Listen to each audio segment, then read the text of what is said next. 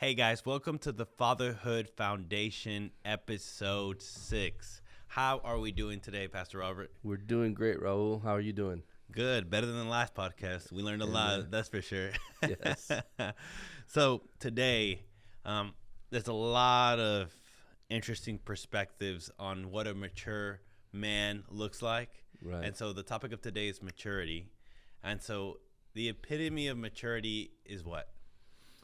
Well, I would say that to start with, Dr. Edwin Lewis Cole said that maturity doesn't come with age. It comes with the acceptance of responsibility. So one of the main attributes of maturity is responsibility. Right. So what does that look like? What does that mean? That means that until I take responsibility, then I'm not mature. So you could say this, like when we don't take responsibility for our life, for our choices, for our actions, for the consequences of our actions, then we're basically operating in immaturity. Yeah. So how do I know that someone is mature is when they say, hey, you know what, this is my responsibility. Yeah. And I think that you can see that at all levels. You know, you can have a 60, 70-year-old man that's not mature. So age doesn't make you mature. You're just an old, immature person. So you're saying, and so I mean yeah. You're 60, 70 years old in a strip club. Yeah. And you got a family and a wife at home, then you've not taken responsibility for your role as a husband and as a father, and you're out there acting like you're 20. Yeah. Not that it's okay for a 20-year-old to go, but I'm just saying, yeah, you should know better. Grow you're up. 60, it's time to grow up. And so, yeah. So I think that a lot of the issues that we have in manhood, in the whole topic of toxic masculinity, is the fact that we have men that won't take responsibility. Yeah. And so as men, we have to take responsibility. We got to be men. If you're going to be married, be married.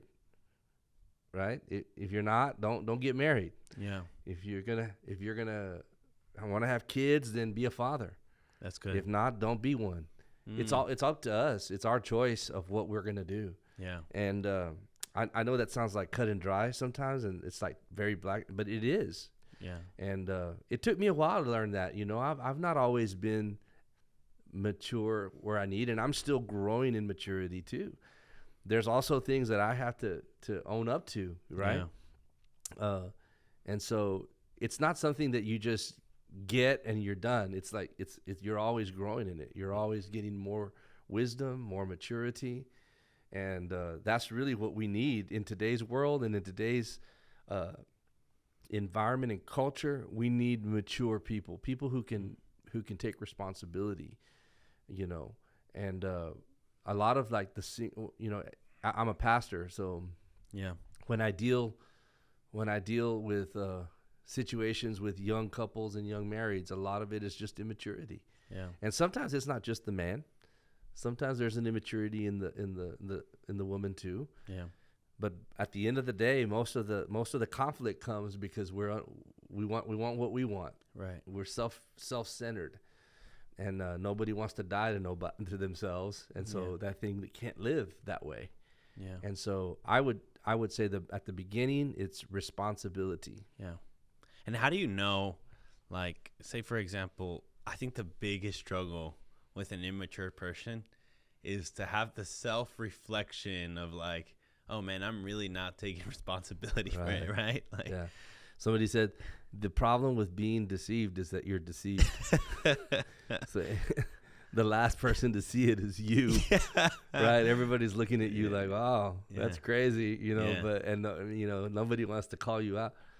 I mean, that goes into. We talked about this last time. Whatever you're dealing with, like, who do you have that can like tell you something? Yeah, that's an act of maturity.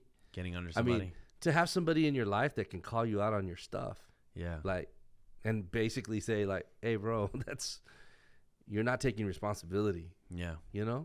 Do you have, or do you surround yourself with immature people that just run with you? Yeah. And they're, and that's huge. I mean, one thing would be like, the problem with immaturity is we don't have the self-reflection to see it. And we'll just go to we'll go. I remember when I was young and immature, and my wife and I would get in an argument, and I just go down fighting, even if I was wrong. And even if I knew I was wrong, I was just not going to be wrong. Yeah. And you just like go down with the ship, You're gonna die in the fight. Yeah. And you're looking at it going like, what are we doing? Like, what is that going to help? Yeah. And I think a lot of young, as the Fatherhood Foundation, and we go to places, it's kind of like we focus on, I'm going to talk about this. It goes both ways with young ladies and young men. But I'm going to focus on the young men side of things. Is like, what we like to do is, can we take a young man that's maybe misdirected, maybe immature, and can we begin to kind of pour into him this help of saying like, hey bro, like let's talk about this, and let's figure out how can you take steps to not be where you are. Yeah. Because most of the time when we meet a young man that wants help, it's because we're in a hole. Yeah. We're in a problem. Yeah. I never really get anybody that's like, hey man, everything's going great. I just thought I'd want to work on myself. That's never the issue. The issue is, hey, I cheated on my wife, and now I'm going to lose my kids, and now this, now that, right? That's where we pick up the problem. Yeah. There's always a problem. And the first step is them acknowledging, they listen, like, you did, this is your fault. Yeah. And some men will come and say, well, I cheated on my wife because she's never been a good wife to me. Well, no, that's not a reason to cheat. Yeah. There's other avenues, there's other things we could do, but the problem is you never let anybody in, and you got it to this point. Yeah. And now we've got broken trust. We've got all these issues that we've got to like unpack here and get you back on the right thing. And the first step is for you to own what you did. Yeah. And then there's not always a guarantee that you owning it is going to change things. It's going to change. Yeah. I think you said, like, you told me one time, I remember you were mentoring me at the gym. It's like, if you're an alcoholic for 40 years, you encounter Jesus, he forgives you your sin, but your liver or your kidney might not, you know what I mean? Right. Yeah. Right. Yeah. Yeah. You still have the consequence of all the choices that you made, that you have to deal with. Yeah. And God can redeem anything and reconcile things. And I believe that. Yeah. But there's sometimes too that the consequences are you just went so far that it's going to be what it is. Yeah. The real question there is, it'll really define, like, are you coming to God because you wanted to put it together, or are you coming to God because you want God? Right? You have to go there. So many people come to church. That's an immature mindset. That's an immature mindset. Yeah. It's like, hey, my life is a mess. Let's go to church, because at church I heard he can just put everything back together. And so you're searching for the gift, not the gift giver. Yeah. Right?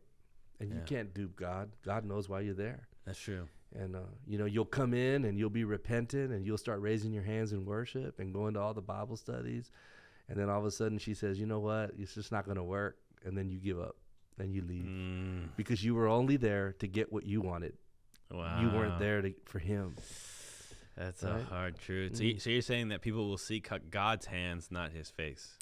Right. Wow. It's just like, what can I get? It's just human nature, like, I mean, think about it. We all go to church. We all ended up at church broken, needing something. Yeah. So the whole thing when you get there is you need something. Yeah. And the whole point is that God, I feel like you get there and you feel like you need something, and you realize, oh, what I really need is him. Yeah. Yeah. And his presence and his spirit and his peace and eternal life. That's right. And so, so responsibility is key, to take responsibility and not to be immature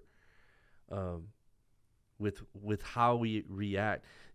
Responsibility, you can also define it as the ability to respond. Right? Yeah. So if you think about it, if a young man is in a relationship, in married, and they're not in the relationship, they're not seeing eye to eye. My ability to respond to the unlovingness or the disrespect or whatever is a sign of my maturity. Yeah. And that sounds like, man, that's not right. That's not fair. Yeah. She can be disrespectful. Yeah, but it ain't about that. It ain't about who's who. It's about who am I? Yeah. And do I have the ability to respond in a godly way to this situation? Yeah. That doesn't mean that I'm a doormat. That doesn't mean that I allow somebody to just use me and abuse me or anything like that. It just means that I respond in a godly way. Yeah.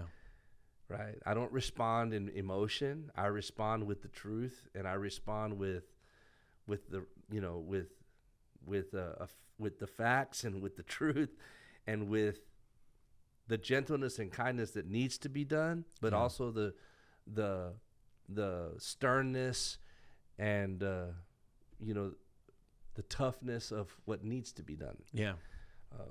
So I always commend. I've seen that.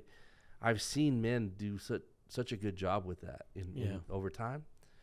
Of like they run into a situation and they respond just so godly. Yeah. It inspires. You know, it's kind of like, man, how are you not falling apart right now, brother?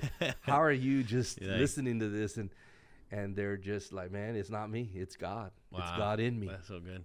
And we never affirm that, right? Like we usually, when you think somebody's walking with God, we think about how good they preach or how good they talk, but we never think like, wow, they have a lot of great self-control. Right. Yeah.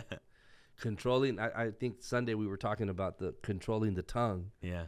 And that's you know, it's funny. James says no man can control the tongue. The tongue cannot be tamed.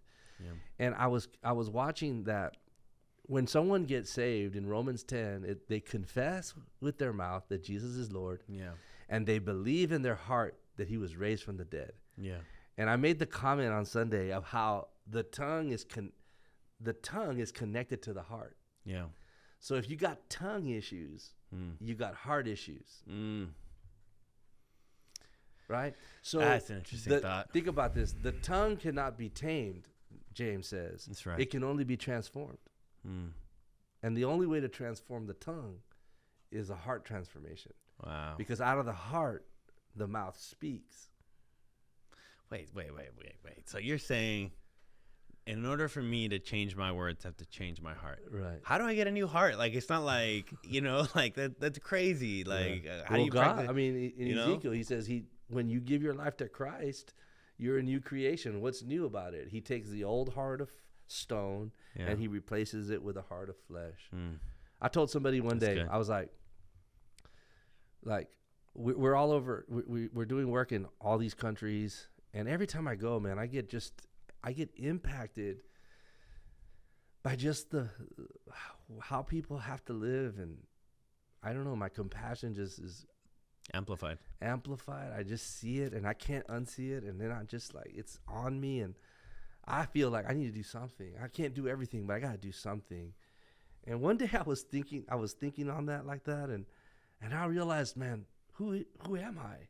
Yeah. Because I never thought that way. Yeah. Because I was the most selfish person on the planet. Yeah. I never was that compassionate until Jesus came into my life. That's good. And then something happened in my heart. And I don't know that it happened, you know, was it instantaneously? Something happened instantaneously, but something's happened over time where like I care about others. Yeah. Yeah. Versus when I was younger, man, I just cared about me. What am I going to get? What's in it for me? Yeah. So like that's like change the heart. Like you asked that question. How do you do that? Jesus does. It's not like it's supernatural. It's spiritual. And it's something that happens when you truly confess and believe, put your faith in Christ. Then all of a sudden, man, he starts putting things in you that you never had. Yeah. You start getting moved by things that never used to move you. Yeah. You know? And, you know, that creates the ability to take responsibility. You know, it's one thing to take responsibility for me, right? There's a progression of taking responsibility. Yeah. So the first thing is I take responsibility for me and my actions, right. What I have and what I don't have. If I'm overweight, it's because I ate it and I didn't work out. You're saying it wasn't the chef who cooked it wasn't for the you, chef put it on the plate, you know? It's nobody's fault. My wife's not trying to fatten me up. I have the choice to eat that thing or not eat it, and what I'm gonna eat. Yeah. You know. Yeah. So I think you were saying my responsibility. Yeah. Personally, then taking responsibility for my family. Wow. Right. Yeah. Then beyond, so a lot of people will stop there and they'll say, well, like, you know, if I'm good and my family's good, we're good. Yeah. But God created us to be kingdom citizens, and he says, now I want you, once you've taken responsibility for you, and now you've learned how to take responsibility for your family, now I want you to take responsibility for the kingdom, for something in the kingdom. Maybe not the whole kingdom, because you're not me, God says, but it's a part of the kingdom. Yeah. There's no fulfillment until you get to kingdom. Yeah. I like, there's fulfillment here and there's fulfillment here, but true, when you really know that that it's when you're in the kingdom mode. Yeah. And you taking responsibility for you and your family gives you the credibility to do kingdom. That's so right? good. Yeah. And so part of it's all maturity. So it's one level of maturity for me to take responsibility for me. Yeah. It's a whole nother level when I take it for my family. Yeah. And though that's an easier level, because I love my wife and my children look like me because they're mine. Yeah. Yeah. Fair enough. So Yeah. I can look at them and be like, yeah, those are mine. I'm taking care of them. Yeah. But then the kingdom begins to be brothers and sisters in Christ. Yeah. That are spiritually connected, but they're not blood. Maybe, well, they're blood, Jesus blood. Yeah. connected. Jesus blood. Yeah. Do you see how I'm saying? Like, Yeah. It's progression. it's a progression of maturity. Yeah. You start with yourself. Yeah. Then you lead others that are close to you and your family, and then you lead the body of God. Right. Okay. So when you're like in church and you know, first of all, you came when you took no responsibility for nothing. Then you got there, you got saved, took responsibility for your sin, right? Brought it to the cross. Yeah. Gave your life to Christ. That's a level of maturity. You're somewhere, but you haven't. A lot of people get there and say, okay, I'm good. I'm going to go back home and do my own thing. Not really. Yeah. Then the next thing is like, hey, your family. Yeah. Right. And then some people get their family and their family was a mess, and then God puts it all back together because you took responsibility and they're learning to take responsibility.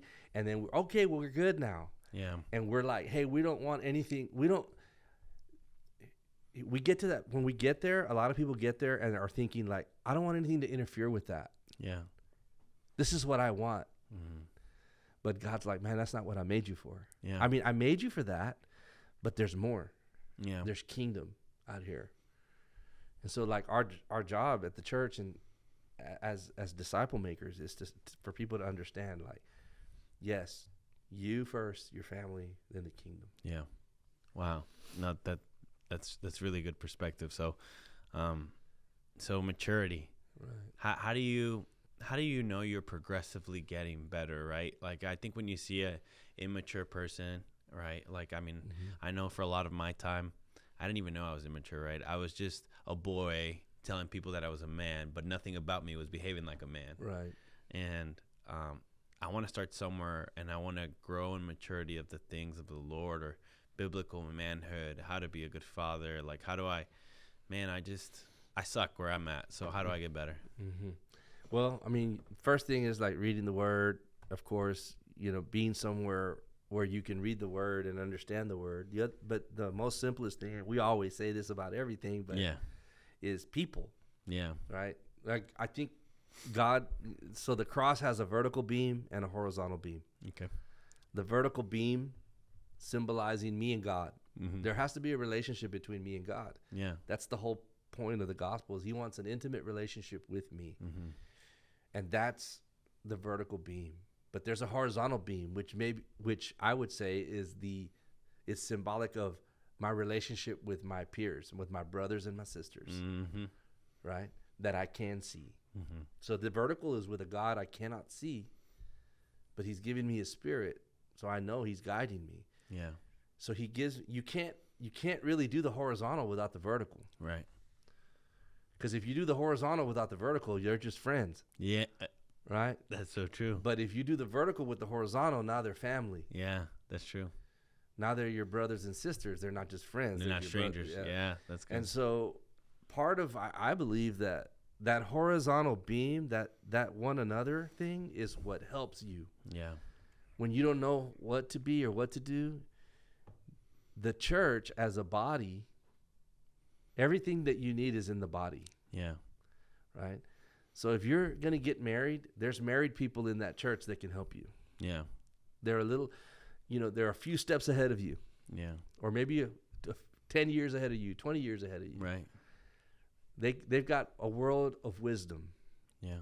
That they can offer a young person that's about to get married like you are, if you're a young man and you're trying to go to college, there's people like you that are college graduates in their career. Mm-hmm. Even today, you were just telling me today, you took a young lady that doesn't know what she's going to do next, and you took her to the college, and you took her on a tour, and you just opened doors for her. You just allowed her to see, right? Yeah. Right. So that's a very mature young lady to admit, man, I don't know everything. Yeah. But Raul knows. Yeah. And then it's very mature of you, too, to say, hey, I'll take a Monday off. Yeah. And run you down there to help you. Yeah. That's a perfect example of how do I get better? It's in the house. It's in the house. And it's not just maybe one person. It's a whole bunch of people, and it just depends on what is it that you're trying to get better at. Right. And you don't want to, like, if you're trying to go to college, you don't want somebody that didn't go to college. Yeah. You're going to want somebody that went and that can tell you, hey, look, let me show you. This is how you do it. This is how it's done, right? Yeah. And so, like, I think that's a place where a lot of people, everybody agrees with the vertical, right? We get saved. Yeah. You hear things like, hey, I don't need anybody. I just need God. Yeah. Holy Spirit's going to show me everything and everything. But he gave us gifts of brothers and sisters. Yeah. He gave us each other so that we could teach the world how to become one with each other. Right. And to be one body and to be in unity and to help each other. And if one part of the body suffers, then the whole body suffers. Right. And if one part of the body wins, the whole body wins, right? Yeah. And this whole thing, man, it's just a teaching, if you really think about it. Yeah. And what you did today, it was today that you took them. Yeah. Yeah. So that to me is a sign of maturity on both ends. Yeah. Somebody asking for help, and then somebody willing to set aside whatever you had going on. Yeah.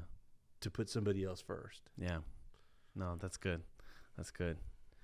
No, I think that's a pretty good summary on maturity. So the first thing you said was maturity doesn't come with age. It comes with the acceptance of responsibility. Right. You can be 60 years old behaving like a 2-year-old, right? Right. we need to grow up. And the best way to find that out is maybe ask the community, the body, right? Have some people speak in our lives. And what are some last tips that you would think, one thing that you were saying there, like the best way is community, but if you have a pastor, you have a pastor for a reason. That's true. That's true. Go to your pastor. Your pastor might say, hey, you know what? You know who you need to talk to? Yeah. Because your pastor pretty much has an idea of who's in there, who's in the church. I'm a pastor, and I'm not a realtor. But if somebody came to me and said, man, I'm trying to buy my own house, I'll be like, man, I know somebody. Mm-hmm. They're in the house. You know what I'm saying? They're That's a believer. True. Everything's and then in the you house. just like, hey, connect them. Hey, man, they're first time buyers. I don't know first thing about it, but but I know somebody that does. That's right? so good. I mean, that's a practical way of like something practical. Yeah. But also spiritual. When something happens devastating spiritually or in a marriage, and you need to be able to go to your pastor and say, hey, we need counsel. Hey, we need to talk. And I just encourage that open communication, that shows maturity. Like, instead of just suffering in silence. Yeah. A lot of men struggle with that. Like, a lot of men, the pride is so big that we never want to admit that something's right or wrong or what. Because we really feel like, I've had situations where guys will hide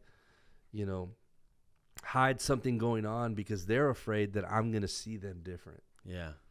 Right. But in reality, when it all blows up and I see it, now I really see you different because I see that you were hiding. Yeah. Versus if you'd have come to me and I'd have said, man, he ain't hiding. Yeah. He means business. Yeah. Because if we're honest, we all got something. Yeah. We all struggle through things. Yeah. And you know, even in leadership, as we're leading organizations, you know, there's times that there's struggles in our leadership. There are things that we go through in life, and we have to be, you know, have a place where we can just be honest, transparent, right? Being transparent is huge. Yeah. Being transparent is usually the beginning of taking responsibility. You can't take responsibility until you're first transparent with the fact that I got a problem. Yeah. Or I'm not owning up to this. Yeah. You know. That's so good. I think I've heard you said too, this was so good, is that what you're not transparent about, you will transfer.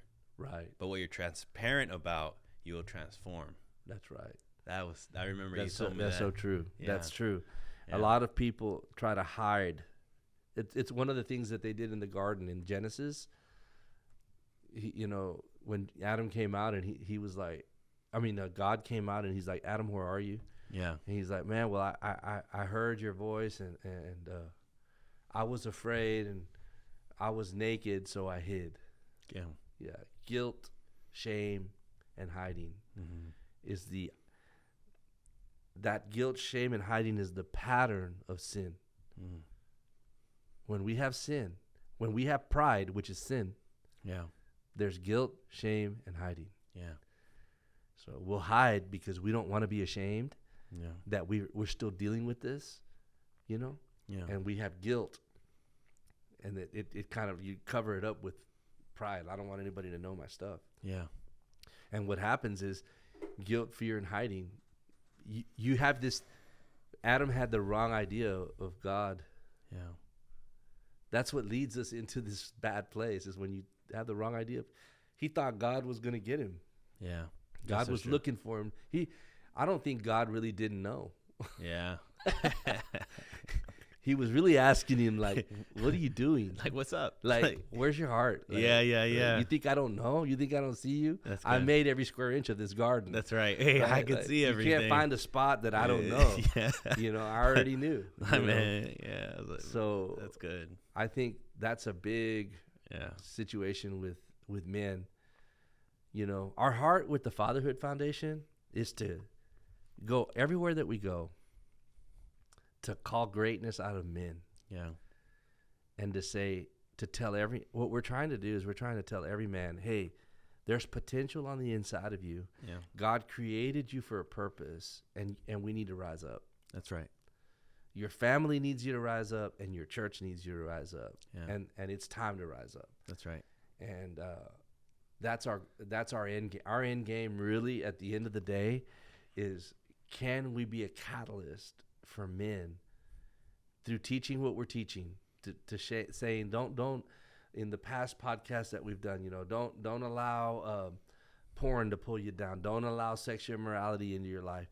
Don't allow passing the buck and not being responsible to get in there. Be a man, take responsibility, own it, and shift and change and learn how to pivot, learn how to be flexible, learn how to become everything that God called you to be. There's greatness on the inside of every man. The answer's in the man. When God had a problem, he raised a man, right? When he needed to deliver the Israelites, he raised up Moses. When he needed to cross the Jordan, he raised up Joshua. When we had a sin problem that nothing could solve, he sent Jesus. That's good. You know, the answer was always a man to rise up and to be the hero. Men were made to be the heroes. That's right. And I know in the culture today they want to come against that and all that, but I'm just saying, like, our hope is Jesus. That's right. And men following Christ. Yeah. Manhood and Christ-like are synonymous. Anything outside, anything that we call manhood that's outside of Christ is wrong. Yeah. Yeah. If you want to be a man, you need to study the life of Jesus, and you need to just emulate that life. That's good. And that's what a real man is. We know when to be tough. We know when to be tender. We know when to stand up. We know what to say. You know what I'm saying? Yeah. Like, we know it because Jesus lived it and he showed it to us. Yeah. So That's awesome, and that summarizes our podcast on maturity. Thank you so much for joining us on Fatherhood Foundation Podcast. We look forward to next week. Stay tuned. We love you. God bless you. I like that one. That one's so true. That was.